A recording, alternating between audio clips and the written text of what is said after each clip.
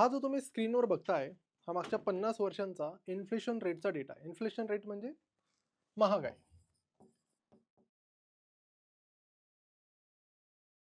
काही वर्षी तुम्ही बघू शकता, की भारताचा जो इन्फ्लेशन रेट आहे, तो 5 ते 6% आहे. काही वर्षी तुम्ही बघू शकता, की तो फार जास्त आहे. 10-11% आहे. काही वर्षी बघू शकाल तर फार कमी आहे. मागच्या 10 वर्षांचं जर बघायचं गेलं, सरकारी आकड्यांनुसार आपला जो इन्फ्लेशन रेट आहे ऑन एन एव्हरेज 5.5 ते 6% आहे.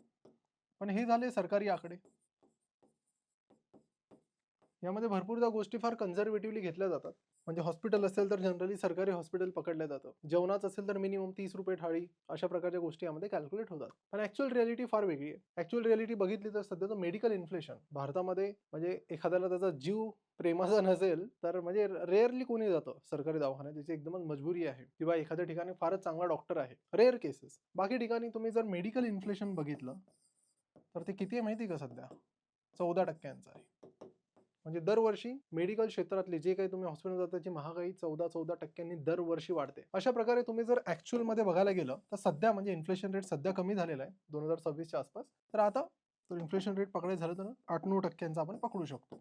नेट ॲक्चुअलमध्ये. थोडं जास्तच म्हणायला काही हरकत नाही. याचाच अर्थ असा आहे की लेट्स से तुम्ही एखादी नोटबुक घेता आहात.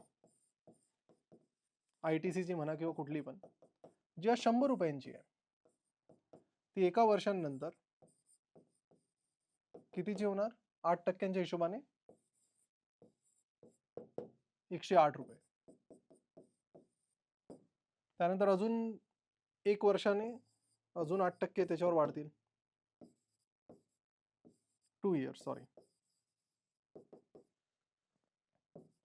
116 पॉइंट समथिंग येईल इथे आणि अशा प्रकारे दरवर्षी 8-8% वाढत जाईल आणि प्रत्येक गोष्ट तुम्ही बघू शकता भोवतालच्या कुठल्याही गोष्टी बघा. पार्लेजी एक प्राईम एक्झाम्पल आहे. पार्लेजीने ॲक्चुअली प्राइस नाही वाढवली. पार्लेजीने वेगळा खेळ केला. पार्लेजीने पहिले ₹4 ची प्राइस होती, मग ₹5 केली. मग हळू वजन कमी करायला सुरुवात केली. प्राइस तेवढीच ठेवली ₹5. वजन मग कमी केलं. कधी काळी 90-87 ग्रामचा राहायचा. आता मला वाटतं 40-45 ग्रामचं केलं त्यांनी हळू आणि जसे दिवस जातील आणखी तुम्हाला त्याची एकतर वेट आणि साईज कमी होताना दिसेल किंवा प्राइस वाढताना दिसेल. तर इन्फ्लेशनला म्हणजे महागाईला कोणी काही थांबवू शकत नाही.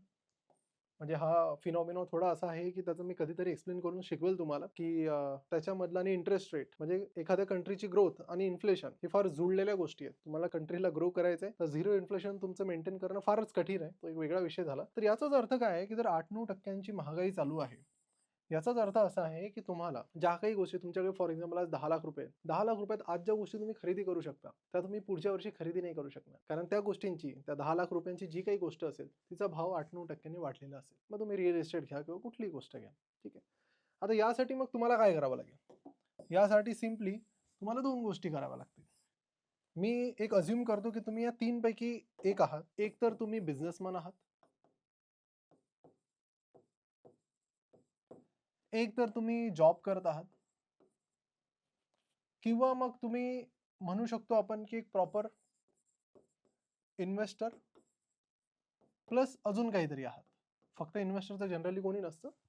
ठीक आहे. या 3 पैकी एखाद्या कॅटेगरीमध्ये तुम्ही याल. म्हणजे हा इन्व्हेस्टर प्लस बिझनेसमन असू शकतो किंवा इन्व्हेस्टर प्लस आणखी काही म्हणजे एखादा स्टुडंट आहे. ठीक आहे. जॉब वगैरे हातात नाहीये. ईदर स्टुडंट किंवा बिझनेसमन. ठीक आहे. तर तुमचं टार्गेट काय असायला पाहिजे, की हा जो 8-9% इन्फ्लेशन रेट आहे, महागाई आहे, त्याला बीट करणं. म्हणजे तुम्ही एखादा बिझनेस करत आहात फॉर एक्झाम्पल आणि तुम्ही वर्षाला वर्षाकाठी फक्त तुमचा बिझनेस 5% वाढतोय. हा चांगला बिझनेस म्हणता येईल का? तुम्ही एखाद्या ठिकाणी जॉब करत आहात. तुमची सॅलरी वर्षाला फक्त 5-7% वाढते. तुम्ही म्हणू शकता, की हा एक चांगला जॉब आहे. सिमिलरली तुम्ही एखाद्या ठिकाणी इन्व्हेस्ट करत आहात आणि तुम्हाला रिटर्न मिळतोय अगेन 5-7%चा. तुम्ही म्हणू शकता हे चांगले रिटर्न्स आहेत? Absolutely not. का? कारण जिथे इन्फ्लेशन रेट 8-9% आहे, महागाईच एवढी आहे, तर तुमचा पैसा ॲक्चुअलमध्ये कमी होत जाईल. जर एखाद्या ठिकाणी तुम्ही जॉब करत आहात, भरपूर ठिकाणी मी बघतो, की TCS, Infosys सारख्या कंपनीमध्ये अनलेस अँड अंटिल तुम्ही जॉब स्विच नाही करत, तुम्हाला अशा प्रकारची ग्रोथ मिळते 7%, कोणाला 9%. आणि ती गोष्ट म्हणजे तुम्ही म्हणू शकता, की तुमचा पगार वाढत नाहीये, उलट कमी होतोय. कारण तुम्ही इन्फ्लेशनला बीटच करू शकत नाही. हे कॅल्क्युलेशन जनरली कोणी करत नाही. ठीक आहे. कारण भरपूर जणांना फायनान्स आणि इकॉनॉमिक्स ह्या गोष्टी समजतच नाही. भरपूर मी IT इंडस्ट्रीतले लोकं बघतो.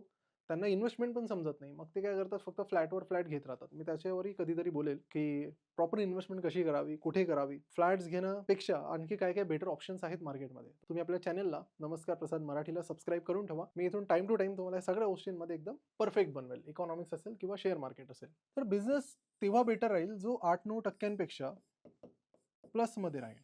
म्हणजे इन्फ्लेशनचं रिअल टाईम इन्फ्लेशन. हे बघा, गव्हर्नमेंटचे नंबर्स तुम्हाला थोडे कन्झर्वेटिव्ह दिसतील.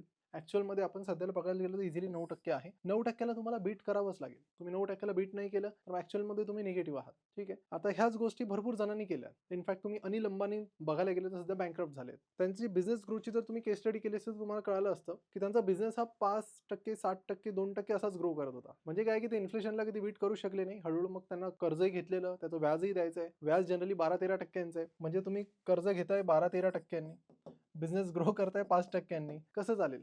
नाही चालणार. तर ओव्हरऑल तुम्हाला बिझनेस करायचा आहे. तर म्हणजे मारवाडी बिझनेस हा छोटा ट्रेडिंगचाही बिझनेस केला तर ते महिन्याला 2 ते 3% नेट प्रॉफिट मार्जिन काढण्याचा प्रयत्न करतात. जो काही रेव्हेन्यू होईल त्याला. आणि हे मारवाडी लोकं काय करतात, की जो काही इन्व्हेस्टमेंट केली अमाउंट, ठीक आहे. आर-ओ-सी म्हणू शकतो आपण त्याला, रिटर्न ऑन कॅपिटल एम्प्लॉईड, की जी काही इन्व्हेस्टमेंट केली त्यावर महिन्याला 2 ते 3% रिटर्न काढण्याचा प्रयत्न करतात. महिन्याला 2 ते 3% म्हणजे 24% ते 36% काही-काही असतात, जे याच्याही वर जातात 5-5% मग तिथे तुम्ही वर्षाकाठी 60% आर-ओ-सी म्हणजे तेवढे रिटर्न्स म्हणू शकतात. तेवढा बिझनेसमध्ये भरपूर लोकं करतात. हे मारवाडी लोकं तुम्ही बघाल तर अचानकपणे भरपूर जण काही श्रीमंत झालेले असतात किंवा गुजराती लोकं असतील, तर ह्यांचं काय आहे, की अचानक म्हणजे मी जिथे राहतो, मी मलकापूरमध्ये राहतो. म्हणजे माझं होम टाउन मलकापूर आहे. तसं मल्टिपल सिटीजमध्ये थांबावं लागतं. पण मलकापूरमध्ये मी बघतो जेव्हा-जेव्हा, तर आमच्या इथे जेवढे काही आहेत, ठीक आहे. नरसी दंड, त्यानंतर अजून म्हणजे मोठे-मोठे बघाल तर मेनली मुंदडा असेल, काही चौधरी असतील राजस्थान साईडचे, तर मारवाडी वगैरे कम्युनिटी आमच्याकडे जास्त नाही. जर श्रीमंत व्यक्तींची यादी काढली, तर एक देशपांडे आणि बोरगावकर तर 1-2 बिझनेस सोडले. ते देशपांडे बरोबर साईडला ठेवू शकतो. 1-2 बिझनेसेस सोडले. आमचे जे चैतन्य केमिकल म्हणून एक यूएसला फार्मा कंपन्यांचे छोटे-छोटे पार्ट्स, ए-पी-आय म्हणतात त्याला, रॉ मटेरियल्स एक्सपोर्ट करणारी कंपनी आहे. ती मराठी माणसांची आहे. तशा 1-2 कंपनी सोडल्या. एक फिनोव्हेशन्स आहे आपली छोटीशी.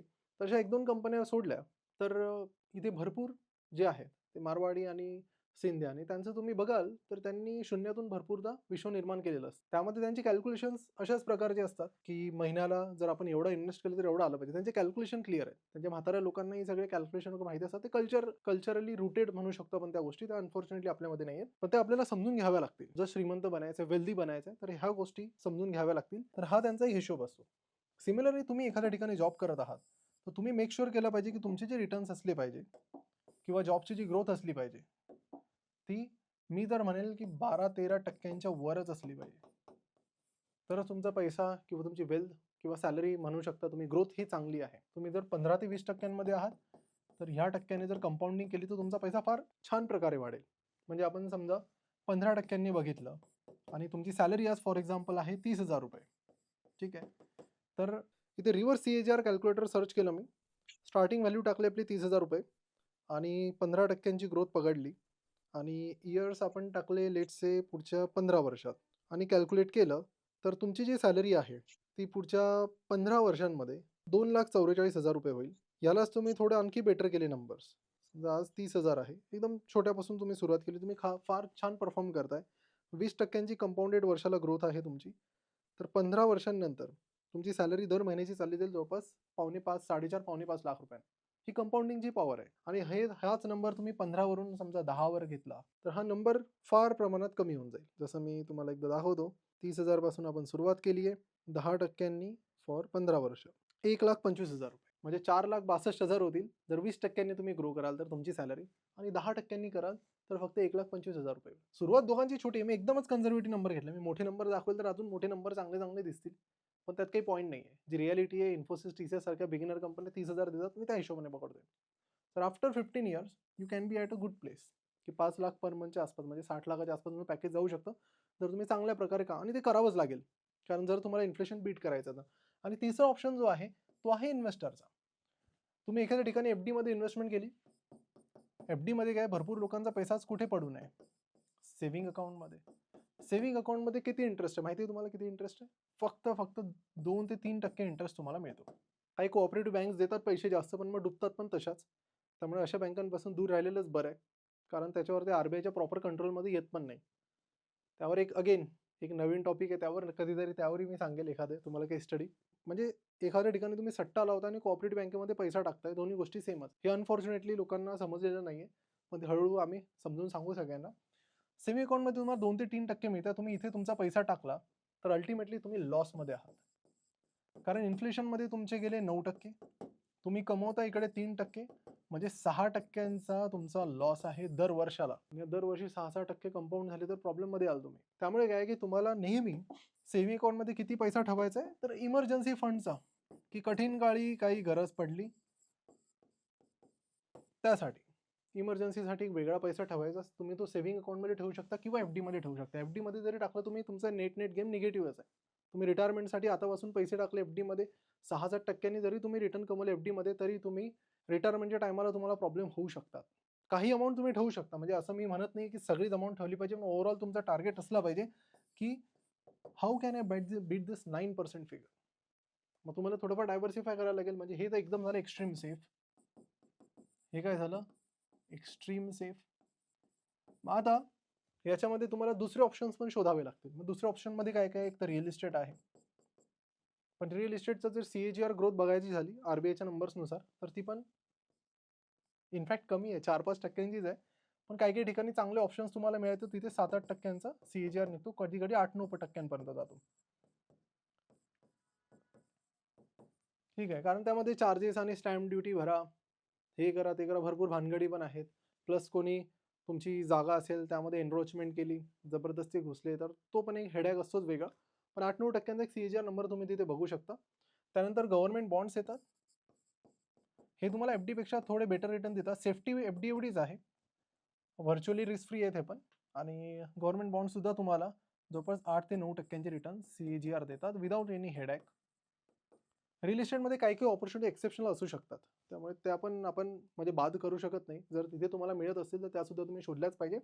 आणि त्यानंतर येतो आपलं स्टॉक मार्केट आणि म्युच्युअल फंड. हे 2 असे ऑप्शन्स आहेत जिथे तुमचा पैसा ॲज अन इन्व्हेस्टर, जर कोणी इन्व्हेस्टर असेल तर तुम्ही इथे इथून तुम्ही एक better returns on an average कमवू शकता. समजा आपण स्टॉक मार्केटचं बघायला गेलो तर मागच्या 20-25 वर्षांमध्ये कंपाऊंडेड वर्षाला 13.5% रिटर्न्स स्टॉक मार्केटने तुम्हाला दिले. म्युच्युअल फंड पण सेमच आहे. म्युच्युअल फंड पण स्टॉक मार्केटमध्येच पैसा टाकतं. फक्त स्टॉक मार्केटमध्ये जनरली तुम्ही डायरेक्ट पैसा टाकत आहात, तर तुमचं डोकं तुम्हाला स्वतःचं वापरावं लागेल, स्वतःचं ॲनालिसिस करावं लागेल. म्युच्युअल फंडमध्ये एक फंड मॅनेजर असतो, सगळं हेडेक ते हँडल करणार. तुम्ही त्यांच्याद्वारे मग स्टॉकमध्ये अल्टिमेटली इन्व्हेस्ट करता, जर तो इक्विटी म्युच्युअल फंड असेल तर. म्युच्युअल फंडची सिरीज पण आपण लवकर सुरुवात करूया. Don't worry about that as well. तर सध्या हा जो रिटर्न आहे, हा तुम्ही बघू शकता इन्फ्लेशनला हँडसमली बीट करतो. म्हणजे तुम्ही जवळपास इन्फ्लेशनच्या 4.5% प्लस आहे. म्हणजे हा एक बेटर ऑप्शन आहे. यामध्ये कसं आहे की हा एक ऑन एन एव्हरेज मार्केटने जो लार्ज कॅप इंडेक्स आहे त्यांनी दिलेले रिटर्न्स आहे. तुम्ही जर मिड कॅप कडे जाल तर तुम्हाला जवळपास 15% रिटर्न्स मागच्या 8-10 वर्षांमध्ये कंपाऊंडेड वर्षाला मिळालेले आहेत. आणि स्मॉल कॅपमध्ये 15-16चे रिटर्न्स तुम्हाला मिळालेले आहेत. म्हणजे इथे तुम्ही इन्फ्लेशनला जवळपास 6-7% बीट केलेलं आहे.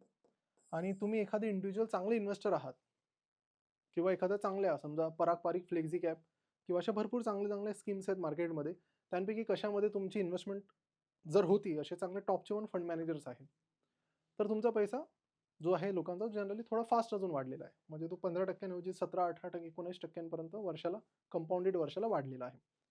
मग जर तुम्हाला 18-19% रिटर्न मिळत असतील तर तुम्ही इन्फ्लेशनच्या 10% प्लसमध्ये आहात, राईट. तर ह्या गोष्टी तुम्हाला मेक शुअर कराव्या लागतील की एखाद्या ठिकाणी तुम्ही इन्व्हेस्ट करता. स्टॉक मार्केटची पण आपण एक सिरीज करूया, पण त्याआधी आपण हे पण समजून घेऊया की जनरली कुठकुठल्या रिटर्नने तुमचा पैसा कसा डबल होतो. तर यासाठी तुम्हाला समजून घ्यावा लागेल रूल ऑफ 72. हा रूल ऑफ 72 काय म्हणतो की तुम्हाला जो काही रिटर्न मिळत आहे, समजा बिझनेसमॅनला आपण बघितलं की महिन्याला 2 ते 3% मार्जिन काढणारे मारवाडी भरपूर आहेत. आपण 2%च्या हिशोबाने पकडू, ठीक आहे. तर वर्षाला झाले तुमचे 24%. कन्झर्वेटिव्ह नंबर्स, भरपूर बिझनेसमॅन आहेत त्याच्यापेक्षा बेटर ROCE काढतात. 24%च्या हिशोबाने जर आपण गेलो तर 72 जे आहे त्याला 24ने डिवाइड केलं तर आपल्याला कळतं की 3 वर्षात, दर 3 वर्षाला यांचा पैसा हा डबल होईल. फक्त 3 वर्षाला. जॉबमध्ये जर तुमची जी ग्रोथ आहे, लेट्स से तुम्ही खूप चांगलं परफॉर्म करता आणि तुमची एक्सेप्शनल ग्रोथ आहे. दोन्ही एक नंबर घेतो मी. फॉर एक्झाम्पल 18% दरवर्षी तुमची ग्रोथ होत आहे सॅलरीची. तर आपण इथे 18 केलं. तर इथे आन्सर आहे 4. म्हणजे दर 4 वर्षाला तुमची सॅलरी डबल होईल, तुमचा पैसा डबल होईल, अशा प्रकारे तुम्ही म्हणू शकता. तर रूल ऑफ 72 फार महत्त्वाचा आहे. तुम्ही नोट डाऊन करून ठेवा हा. आणि जर स्टॉक मार्केटमध्ये तुम्हाला अगेन एखादा चांगले तुम्ही मार्केटने 15% रिटर्नपर्यंत मिड कॅपमध्ये दिलेले आहेत, तुम्ही थोडं बेटर केलं, 18% गेले, तर अगेन दर 4 महिन्याला तुमचा पैसा डबल होऊ शकतो. तुम्ही त्यापेक्षा आणखी बेटर केलं इन केस अगेन 20% केलं, तर आणखी 3 पॉइंट समथिंग इयर्समध्ये तुमचा पैसा हा डबल होऊ शकतो. त्यामुळे प्रयत्न आपला हाच असला पाहिजे की किती फास्ट हा पैसा डबल करायचा. पण त्यासाठी एकदमच घाई गडबड करून काही फायदा नाही. त्यासाठी प्रॉपर तुम्हाला कॅल्क्युलेशन समजावं लागेल. ठीक आहे. तर एक बेसिक कॅल्क्युलेशन तर मी तुम्हाला समजून सांगितलं. तर आतापर्यंत आपण काय समजलो, तर जर तुम्ही बिझनेस करत आहात तर तुम्ही मेक शुअर करा की वर्षाला तुम्ही 20+% ROC तुमचा असला पाहिजे. जे काही इन्व्हेस्ट करत आहात 20+% तुमचं आलं पाहिजे. मग आम्ही बेटर म्हणू शकतो. जॉब असेल तर अगेन टार्गेट करा तुम्ही 15 ते 20%. म्हणजे 20% असेल तर खूप फारच छान, फास्ट ग्रोथ होईल तुमची. मग तो आलेला पैसा आहे तो तुम्ही डबल स्पीडने ग्रो करू शकता. कसं की याने तुमची सॅलरी ग्रोथ होईल. सॅलरी ग्रोथ नंतर पैसा आल्यानंतर तुम्ही पैसे सेव्ह करा आणि सेव्ह झालेले पैसे इन्व्हेस्ट करा. तुम्हाला जर फास्ट ग्रो करायचं असेल बिझनेसमधून म्हणा की 20% तुम्ही ग्रोथ केली, तर अगेन तुम्ही ट्राय करा की पैसे एकतर तुम्ही स्वतःच्या बिझनेसमध्ये इन्व्हेस्ट करा किंवा दुसऱ्या बिझनेसमध्ये इन्व्हेस्ट करा. तुम्हाला एक दुसरं सिक्रेट मी तुम्हाला सांगतो. मेजॉरिटी लोक फोर्ब्सच्या लिस्टमध्ये जर तुम्ही बघितलं, ही जी समोर तुम्ही बघता ही फोर्ब्सची रिचेस्ट लिस्ट आहे भारतीय लोकांची. तर इथे नंबर 1ला तुम्ही बघू शकता मुकेश अंबानी आहेत, नंबर 2ला आहेत गौतम अदानी, नंबर 3ला सावित्री जिंदाल, जिंदाल ग्रुपच्या ओनर आहेत. ओ.पी. जिंदाल यांच्या पत्नी आहेत. सुनील मित्तल फॅमिली, शिव नदार, ही सगळी लिस्ट तुम्ही बघून घ्या आणि मला एक गोष्ट तुम्ही सांगा की याच्यामध्ये कॉमन काय आहे. तुम्ही पूर्ण 100 लोक बघा, प्रश्न सुरुवातीचे 200 लोक बघून घ्या. तुम्ही सगळे लोक तुम्ही बघून घ्या, यामध्ये एक गोष्ट काहीतरी कॉमन आहे. आता या लिस्टमध्ये तुम्ही जर बघाल तर मेजॉरिटी म्हणजे जवळपास 90% लोक तुम्हाला मिळतील बिझनेसमध्ये, म्हणजे या कॅटेगरीत. सेकंड नंबरची कॅटेगरी जी तुम्हाला दिसेल त्यानंतर ती आहे इन्व्हेस्टरची कॅटेगरी. म्हणजे सुरुवातीचे काही इन्व्हेस्टर सगळे बिझनेसमॅनच आहेत. ठीक आहे. जगामध्ये पण तुम्ही नंबर बघाल तर सेम फिगर तुम्हाला मिळतील. 90% बिझनेसमॅन मिळतील. बाकी जे उरलेले 10% आहेत त्यामध्ये तुम्हाला ही कॅटेगरी मिळेल इन्व्हेस्टरची. आता जी इन्व्हेस्टरची कॅटेगरी आहे यामध्ये तुम्हाला जगामध्ये वॉरन बफेट मिळतील. भारतामध्ये बघायचं झालं तर मिस्टर R.K. दमानी, राधाकिशन दमानी मिळतील. त्यांनी स्टॉक मार्केटच्या पैशांमधून आधी एक फ्रँचाईज घेतली होती मोरची. त्यानंतर स्वतःचं डीमार्ट सुरू केलं आणि त्यानंतर काय झालं ते तुम्ही बघू शकता. So he started with stock market only. त्यानंतर तुम्ही बघू शकता रेखा झुनझुनवाला यांचं नाव मिळेल तुम्हाला. तो रेखा झुनझुनवाला फक्त स्टॉक मार्केटमधून यांनी एक पैसा कमवला होता मिस्टर राकेश झुनझुनवाला. त्यांची नेटवर्थ सध्याची बघितली तर $8.7 बिलियन आहे. सध्याचा रुपये 90च्या आसपास. तर आपण त्या हिशोबाने जर पकडले तर तुम्ही पकडू शकता अप्रॉक्सिमेटली 75,000 करोडपेक्षाही जास्त ही नेटवर्थ आहे. त्यांनी भरपूर स्टॉक्स फार कमी रेटमध्ये उचललेले जेव्हा मार्केट खराब होतं वगैरे, आणि मग कंटिन्युअसली इन्व्हेस्टमेंट केली, होल्ड केली, कंटिन्यू इन्व्हेस्ट करत गेले, मार्केटला बीट केलं. ऑन एन एव्हरेज त्यांचे जे रिटर्न्स आहेत स्टॉक मार्केटमध्ये ते 20% आहेत. हा 20%चा फरक आहे. इन्फ्लेशन 9%ला आहे. तुम्ही त्याला फार जास्त डिस्टन्सने बीट करत आहात आणि त्याचा हा परिणाम आहे. त्यामुळे 2-4 वर्ष 20% ग्रोथ दाखवणं सगळ्यांसाठी सोपं आहे. ती ग्रोथ 10, 15, 20 वर्ष दाखवणे फार टफ आहे आणि हे फार क्वचित लोकांनी केलं. मिस्टर वॉरन बफेट यांचं बघायचं झालं तर 21% रिटर्न आहेत कंपाऊंडेड वर्षाला. तर कुठलाही बिझनेस फार 10 वर्ष 20 वर्ष या स्पीडने ग्रो करू शकतो अगेन. त्यापेक्षा जास्त करायचं तर टफ आहे. इनफॅक्ट तुम्ही रिलायन्स इंडस्ट्रीज जी भारतातली सगळ्यात मोठी कंपनी आहे, मागच्या वर्षीचा त्यांचा ग्रोथ रेट आहे मात्र 8% रेव्हेन्यू ग्रोथ आहे 2025ची. राईट. तर तेवढं सोपं नाही आहे जेवढं आपण म्हणतोय, फार टफ आहे. आता त्यांची साईज सुद्धा मार्केट साईज 20 लाख कोटींचा ग्रुप झालेला आहे तो रिलायन्स इंडस्ट्रीजचं मार्केट कॅपिटलायझेशन. तर ओव्हरऑल आपण हे समजलं की यामध्ये फक्त तुम्ही जॉबमधून जाल तर it would be very tough. तुम्हाला कशा ना कशाचा सहारा घ्यावा लागेल. एक तर तुम्हाला बिझनेसचा सहारा घ्यावा लागेल किंवा तुम्हाला इन्व्हेस्टमेंटचा सहारा घ्यावा लागेल. तरच तुम्ही हा गेम क्रॅक करू शकाल. अदरवाईज काय की तुम्ही या इन्फ्लेशनमध्येच तिथल्या तिथे राहाल. आता झालं काय की मागच्या काही वर्षांमध्ये क्वालिटी जॉब करणाऱ्यांची संख्या वाढली. त्यामुळे आपण बघू शकतो की भारताचा मिडल क्लास हा वाढलेला आहे. कसा वाढलेला आहे? की आधीच्या काळी जे जॉब्स होते इंडस्ट्रियल होते, 10,000 15,000 पगार. पण आय टी कंपन्यांनी एक प्रकारचं महाराष्ट्रात तरी रिव्होल्यूशन केलेलं आहे. तुम्ही मुंबई म्हणा, पुणे म्हणा, नागपूर म्हणा, भरपूर प्रमाणात आय टी जॉब आले, चांगल्या सॅलरीचे जॉब आहेत. त्यामुळे लोकांची क्वालिटी ऑफ लाईफ इम्प्रूव्ह झालेली आहे. पण तरीसुद्धा ज्या प्रमाणात अजून बेटर करता येईल मराठी माणसाला, त्या प्रकारे मराठी माणसाने अजून तरी केलेलं नाही. त्यासाठी गरज काय पडेल, की एकतर तुम्हाला बिझनेस हात पकडावा लागेल. महाराष्ट्रात तो टॅबू आहे. टॅबू म्हणजे काय, की लोकं म्हणतात, "अरे बिझनेस तर फार रिस्की आहे." पण तुम्ही त्याच्या जोडीला करून बघू शकता. आय एम नॉट सेइंग की फक्त तुम्ही पूर्ण रिस्क घ्या, किंवा नसेल जमत त्याच्या सोबतीला तुम्ही इन्व्हेस्टमेंट करू शकता. तुम्ही या गोष्टी शिकू शकता, की स्टॉक मार्केट कसं काम करतं, काही नाही. मी हे नाही म्हणत, की ब्लाइंडली इन्व्हेस्ट करा. 2 सव्वा 2 वर्ष तर शिकण्यात जातात. Mutual fund may be stock market नाही जमलं, थोडं सोपं ऑप्शन म्युच्युअल फंड आहे. कुठे शिकणार, काय शिकणार, सगळं आपण चॅनलला सबस्क्राईब करून घ्या. सगळं मी वन बाय वन तुम्हाला शिकवतो. आणि हे पण तुम्हाला सांगतो, की 20% कंपाऊंडिंगने जर तुम्ही पैसा वाढवला, तर त्याचा अर्थ काय होतो? आपण 20% कंपाऊंडिंगने पैसा वाढवून बघूया, की लेट्स से एखाद्या व्यक्तीकडे 1 कोटी रुपये किंवा 2 कोटी आपण पकडूया.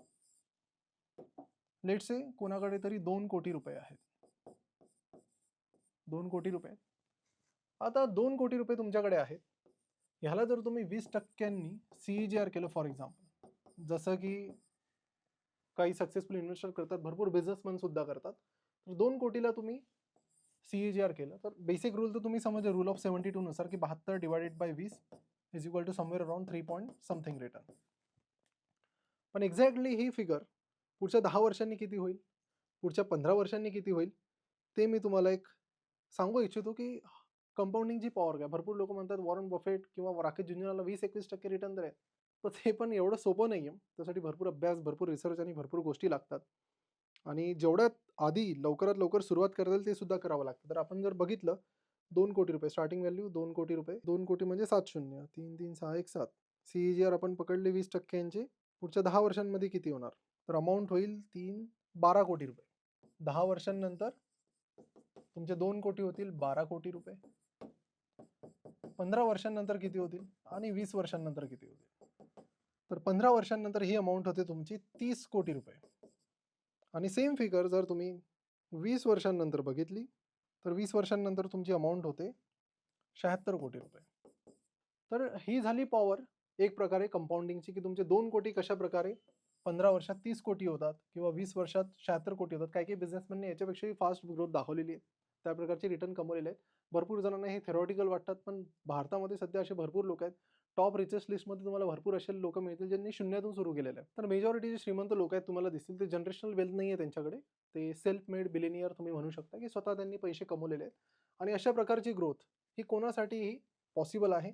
पण त्यासाठी आता हेच जर तुम्ही इथे 20चे तुम्ही 21% गेले, तर फरक फार पडतो, की 1-1% काय काय फरक पडतो. तर 2 कोटी 20%च्या हिशोबाने 20 वर्षांनी लेट्स से 76 करोड होणार. तर हा 76चा नंबर तुमचा 90 कोटी होऊन जातो. आणि समजा आपण 15 वर्षांसाठी घेतले, तर हा 30चा नंबर हा 34-35 कोटी रुपये होऊन जातो. मग तुम्ही रिटायरमेंट प्लॅनिंग करत आहात, की एखादी गोष्ट खरेदी करण्याची प्लॅनिंग करत आहात, तर कंपाऊंडिंगने 7-7, 8-8 वर्षात सुद्धा मॅजिक होतात. म्हणजे जरुरी नाही आधीसारखं तुम्हाला 50-60 वर्ष थांबावं लागेल. हे भारतीय मार्केट, ओव्हरऑल इकॉनॉमी हे तुम्ही बघू शकता रेकॉर्ड स्पीडने वाढते. त्यामुळे अपॉर्च्युनिटीज सध्या मार्केटमध्ये भरपूर आहेत. फक्त गरज आहे ह्या सगळ्या गोष्टी शिकण्याची आणि पटापट पैसा डबल करण्याची. आणि रूल ऑफ 72 मेक शुअर करेल. याच्यावरून तुम्हाला कळेल, की तुमचा पैसा समजा तुम्ही एफ-डीत टाकला 6%च्या हिशोबाने, तर तुम्हाला किती वर्ष लागतील? तुम्हाला 12 वर्ष लागतील तुमचा पैसा डबल करायला. हे कॅल्क्युलेशन तुम्हाला रूल ऑफ 72 मधून समजायला सोपं जाईल. मग तुम्हाला अरे हो, तर फार वेळ लागतोय. पण तोपर्यंत त्या 12 वर्षांनंतर तुम्ही जी इन्व्हेस्ट केलेली अमाउंट राहील एफ-डीमध्ये, त्याला तुम्हाला रिटर्न जरी मिळाले 12 वर्षानंतर, पैसा डबल जरी झाला, तरी त्या पैशांची व्हॅल्यू तेवढी नसेल. कारण इन्फ्लेशन 6%पेक्षा जास्त आहे, तो 9% आहे. त्यामुळे बीट करणं गरजेचं आहे. आणि त्याला तुम्हाला जॉबच्या सोबतीला काहीतरी पकडावं लागेल, इदर बिझनेस ऑर इन्व्हेस्टमेंट. काय पकडायचं ते तुम्ही ठरवू शकता. आणि या सिरीजमध्ये पुढे आपण मग इन्व्हेस्टमेंटसाठी, आता बिझनेस करणं प्रत्येकाला पॉसिबल नाही आहे. इन्व्हेस्टमेंट करण्यासाठी ज्या ज्या गोष्टी लागतील, स्टॉक मार्केट असेल, म्युच्युअल फंड असेल, रिअल इस्टेट असेल किंवा आणखी अल्टरनेट अदर इन्व्हेस्टमेंट ऑप्शन्स आहेत, त्यांचा आपण अभ्यास करू आणि हळूहळू प्रत्येकाला समजून घेऊ एकदम बेसिक्सपासून. ठीक आहे. तर सध्या इथेच थांबूया. स्टॉक मार्केट शिकण्यासाठी तुम्ही आम्हाला या नंबरवर कॉन्टॅक्ट सुद्धा करू शकता, WhatsApp किंवा कॉल. आणि जर तुम्ही स्टॉक मार्केट शिकण्यात उत्सुक आहात, तर तुम्ही खाली Google फॉर्म एक दिलेला आहे. खाली डिस्क्रिप्शन आणि कमेंट बॉक्समध्ये तो सुद्धा फिल करू शकता आणि आमची टीम तुम्हाला हेल्प करेल स्टॉक मार्केट पटापट शिकण्यासाठी. तर सध्या इथेच थांबूया आणि पुढच्या लेक्चरमध्ये आपण समजून घेऊया, की रिअल इस्टेटबद्दल एक कन्सेप्ट आपण समजून घेऊया, की घर भाड्याने घ्यायचं, की स्वतः खरेदी करायचं. तो एक आपण सध्या ट्रेंडिंग टॉपिक आहे, तो सुद्धा आपण कव्हर करू. आणि त्यानंतर आपण ह्या सीरीज सुरू करू 2 स्टॉक मार्केट आणि म्युच्युअल फंडच्या. A to Z stock market, mutual fund आपण त्यामध्ये समजून घेऊ. एकदम स्टार्टपासून एंडपर्यंत एकदम ॲडव्हान्स लेव्हलला. आणि बस, तर सुरू करूयात. आणि सध्या इथेच थांबूया. चॅनलला नक्की सबस्क्राईब करा. बेल आयकॉनवर सुद्धा क्लिक करा. कारण आपल्याला भरपूर फायनान्सच्या गोष्टी शिकायच्या आहेत. त्या आपण इंटरेस्टिंग वेने आणि सोप्यात सोप्या भाषेत. तर तेच मी प्रयत्न करेन. तर ह्या सगळ्या गोष्टी तुम्ही शिकत गेले, तर तुम्हाला श्रीमंत बनण्यापासून, वेल्दी बनण्यापासून कोणीही अडवू शकत नाही. आता यामध्ये पण एक गोष्ट तुम्ही समजून घ्या. वेल्दी आणि रिच यामध्ये फरक असतो. वेल्दी तो असतो त्याला ते पण माहिती आहे, की कधी खर्च करावा, काय करावा. आता हे बघा, की जेव्हा तुमचा पैसा बनतोय तेव्हा खर्च तर तुम्हाला करावेच लागणार. पण ते खर्च कसे लिमिटेड राहतील. पैसा लगेच आला, लगेच गाडी खरेदी करू दे, मोबाईल खरेदी दे. 1-2 वर्ष तुम्ही थांबू पण शकता. मी असं म्हणत नाही, की म्हातारपणी घ्या. 1-2 वर्ष तुम्ही थांबू शकता. तुमच्या पैशाला कंपाऊंड करायला लावा आणि त्याचे जे इंटरेस्ट येईल, त्या इंटरेस्टमधला काही पार्ट तुम्ही यूज करा. बाकी पैसा मग तो इंटरेस्ट येईल, जो काही रिटर्न्स येतील त्याला सुद्धा रिइन्व्हेस्ट करत चला. तशाच प्रकारे तुम्ही वेल्दी बनू शकता लवकरात लवकर. म्हणजे मी एकदा तुम्हाला पुढच्या एखाद्या व्हिडिओमध्ये सांगेल, की 7-8 वर्षात सुद्धा तुम्ही एक चांगला पैसा बनवू शकता इन्व्हेस्टमेंट्स करून. आणि त्यासाठी काय गोष्टी गरजेच्या आहेत. आता स्टॉक मार्केट म्हटलं, की कशा कंपनी शोधायच्या, ठीक आहे, त्याचा एनालिसिस कसा करायचा, शून्यापासून आपण मराठीमध्ये शिकूया.